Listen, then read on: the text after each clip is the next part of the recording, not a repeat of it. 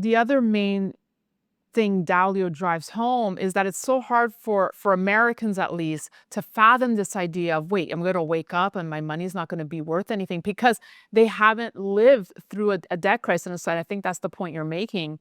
And I'm actually inviting people to share their stories of people who lived through Argentina or Mexico, for example, of It's a great idea. waking up to that reality, right? That overnight, their wealth all of a sudden was worth nothing. I mean, it seems impossible for most Americans to think of this. Would you not agree?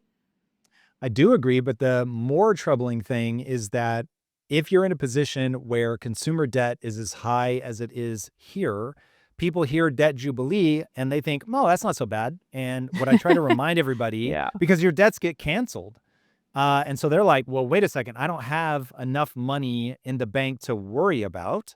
So if you told me that part of the equation breaks, I really don't care about that. And you're promising me a good time with the fact that there's going to be a debt jubilee and all this debt's going to get wiped out." And my beef with the term debt jubilee is it sounds hopeful and optimistic and good, and in It reality, does, it's yeah. revolution and bloodshed.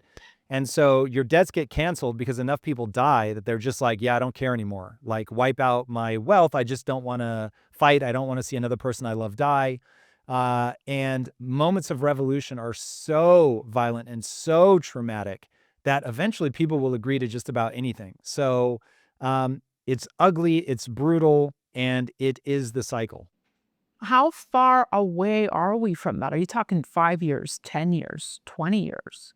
I mean, the easy way to look dumb is to put a number on it, but I also hate it when people dodge questions. So I will answer that knowing that the likelihood that I'm wrong in the specifics are extremely high, but the directionality I think will prove out over time. I don't see how we make it to the end of Trump's 4-year term without some sort of very extreme debt event.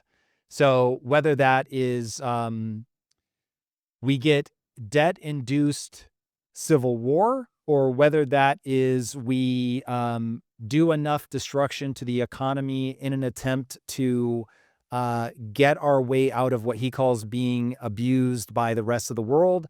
I don't know what is going to be the straw that breaks the camel's back, but I will say something dramatic is likely to happen in the next 4 years.